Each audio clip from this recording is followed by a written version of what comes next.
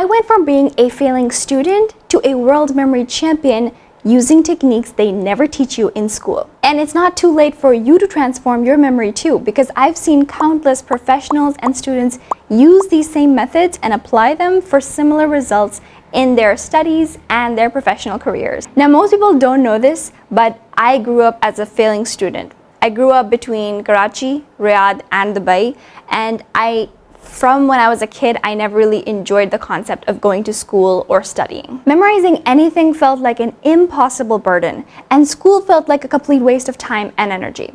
So over the last 6 years, I've made my journey from being that failing student to a world memory champion. And in those 6 years, here are 15 things, 15 harsh truths that I wish I knew 10 years ago. So let me take you back to when I was 10 years old. My teacher had given me homework to memorize an essay by writing it out 10 times in my notebook. I started at 6 p.m., started rewriting the essay, went on until 9 p.m. And by that time, my fingers were throbbing, they were hurting, anger was building up inside me, and it came to the point where I just threw the pencil at the wall in just frustration. Because despite those hours of effort, I was still unable to memorize and recall that essay correctly. And now when I look back, I realize how inefficient the methods are that schools use to teach kids and to make them memorize information that they need to. And today, using the right methods, I can memorize even something as random as binary digits in thousands in a matter of minutes. And that's something that would seem impossible to that 10-year-old little girl. So after countless incidents of seeing that, I wasn't able to memorize something when I read it, whereas my classmates could just read something once and be able to recall it perfectly, I came to the conclusion that I had a bad memory. I knew that I was good at creative tasks like drawing. I was a really big fan of sketching. I liked building Legos. Those were big at that time, and I would get praised for those things. But memory just didn't seem to be my thing. Now, years later, when I took memory training from my coach and learned memory as a skill, is when my self-concept changed from being someone who struggled with memory to being a world champion, and knowing that memory is actually a trainable skill and not a fixed trait that someone has. So the same brain that years ago wasn't able to memorize a simple essay was now able to memorize thousands of numbers or names or words in a matter of minutes.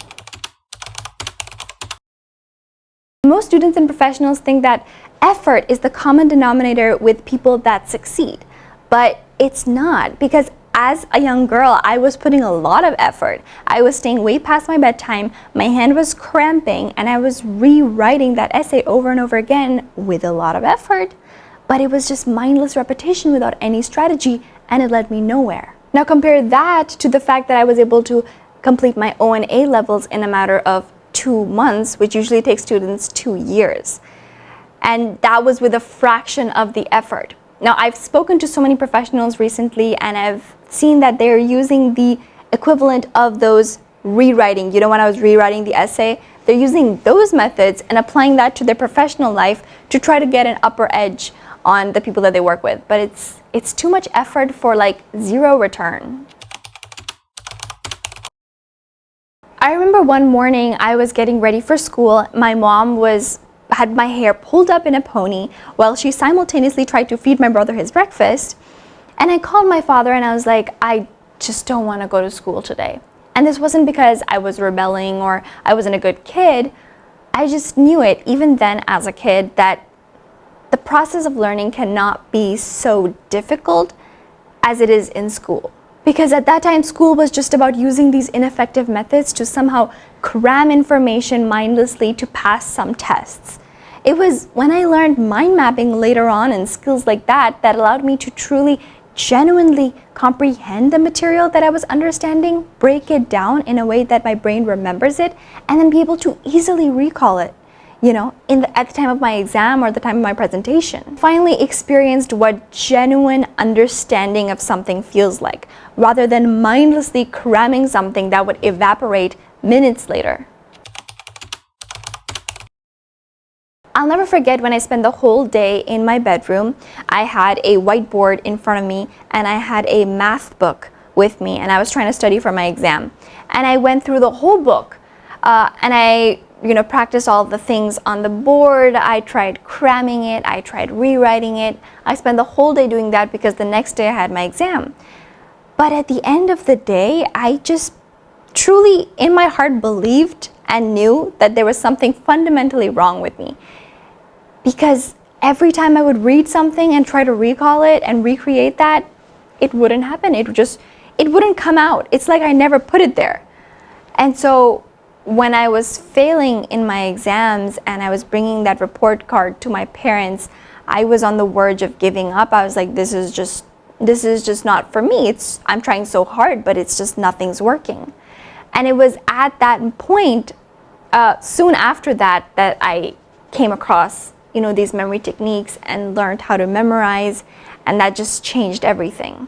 But you never know when you're on the point of giving up is when things can completely take a turn if you're smart about it. Because sometimes that moment when you're about to give up is precisely when you're about to have your breakthrough, and that is a timing that a lot of people miss.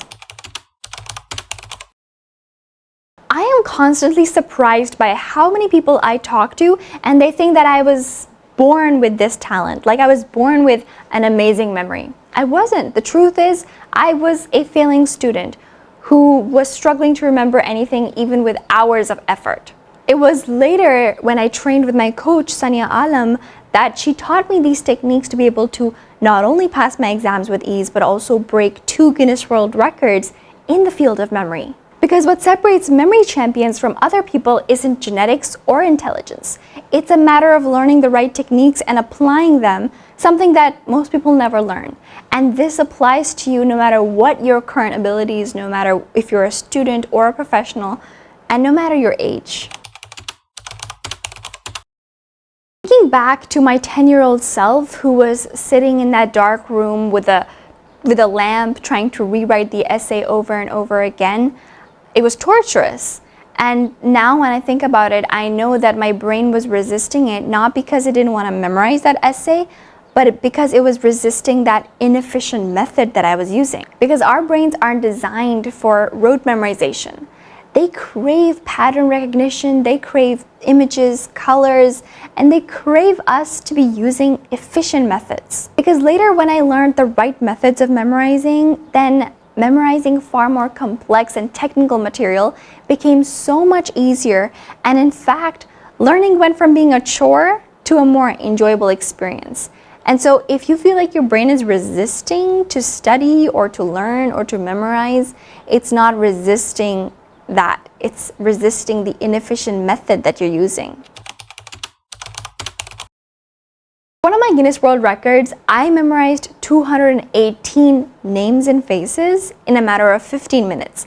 Now that's something that seems impossible to most people. Yet these seemingly impossible abilities come from a technique that anyone can learn to use and master. You simply need to turn each name and a facial feature into an image and link them both together. By using your brain's natural ability to be able to memorize images and stories and visuals, you're able to turn that seemingly impossible task into something that's very doable. And so what seems like a memory superpower is actually just using your brain in a way that you're meant to and not against it. Initially, both my parents were very skeptical in me going to take this course on memory, and they were like, what could she possibly learn in 30 hours that could save her from failing, which she couldn't in the last 10 years of her being in school? Well, the answer is I learned absolutely everything. Completing 4 years of O&A level preparation in a matter of 4 months saved me 3.3 years of my time. Think about that as a return on investment. And just 30 hours of you learning these skills can save you years in your career. My coach, Sania Alam, in fact, also completed her high school at the age of just 11 by using these same methods. Before learning these techniques, I was constantly stressed because I would study for one exam. Obviously, that whole period was spent in stress. I'd give the exam, in stress. And then once the exam would finish, I'd be like, oh, will I be able to prepare for the next one? Will I go blank in the next one? How can I study that I won't go blank in the next one? And that constant stress kind of led to a self-fulfilling prophecy where I'd spend that whole time struggling, stressing, and when it came to exam time, I'd go into the exam and I would go blank and almost fail. And compare that to now, when I know that if I spend 30 to 60 minutes memorizing something, I trust that I'll be able to confidently remember it when I need to recall it. So mastering your memory completely eliminates your fear of forgetting information, and that causes you to get rid of that professional and student anxiety that you have. So most teachers are unable to recognize that students need memory techniques to excel because they never learned it themselves. So when you're not able to use the same cramming method that other students are using successfully, then you're labeled as troublesome, as lazy, as somebody who isn't serious about their future. So many professionals that I've worked with still carry that same belief that they were given a label by their teachers as being defective or as not having a good memory, or to the point where they think they could actually even have Alzheimer's, but it could not be further from the truth. When you're constantly struggling to remember even basic information, then you don't have mental energy left to be able to use it for deeper understanding of the material that you're studying or learning. Once you use memory systems, your brain is then able to be free, to be able to analyze the information, to connect those concepts and understand them on a deeper level. Imagine this scenario. You deliver a presentation with specific figures that you mentioned regarding your company. Now, a month goes by and your manager comes up to you and asks you, oh, what was that figure that you mentioned? And your mind goes completely blank. Meanwhile, your colleague who wasn't even presenting remembers it perfectly and impresses everyone. That small moment could impact the whole trajectory of your career. And what if you could walk into any room and remember your clients' names from the first introduction, ensuring that they'll remember you too? What if you could master large amounts of material for your promotion or for a degree while still working full-time with ease? Sadly, most professionals think that their memory limitations are fixed and never really explore what's possible. After learning the proper memory techniques, I felt like the limitation of my memory was basically the sky, because I went from being able to not memorize a simple essay, which was just 1 page long, to being able to memorize 4,000 random binary digits in a matter of 30 minutes. And it's honestly heartbreaking to see so many people operating at this artificial limitation that they think they have, when it's only not knowing how to memorize. These self-imposed ceilings aren't real. They're just the result of never learning how your memory truly works.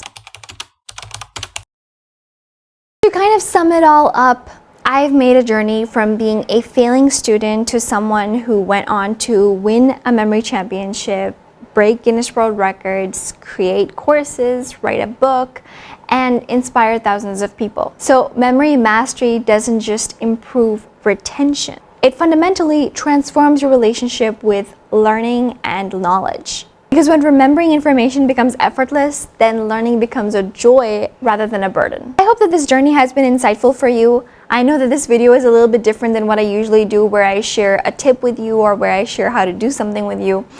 Let me know in the comments if this is something that you'd like to see more of, or if there was anything in particular that hit home for you more, or that hit you, or that made you realize something, because that realization is what we're after. Because when you realize it, then you're able to take a step forward. And if you're somebody, if you're a student or professional who wants to actually take this step and learn to memorize faster with me, then you can either DM me on Instagram or LinkedIn. I have the links down below. Or if you want to get maybe personal coaching from me, have live one-on-one support with me, then that's something that I'm looking to also include. And so there's a form down below. You can check it out. You can click on it, fill in the information, and then maybe we can even hop on a call and talk about your goals in terms of memory. and see where we can go from there. Remember, the techniques that took me from being a failing student to a world memory champion are learnable skills that can be learned and applied by anyone. So let me know in the comments, or you can DM me, or you can also fill the form. And until next time, be happy and be joyful.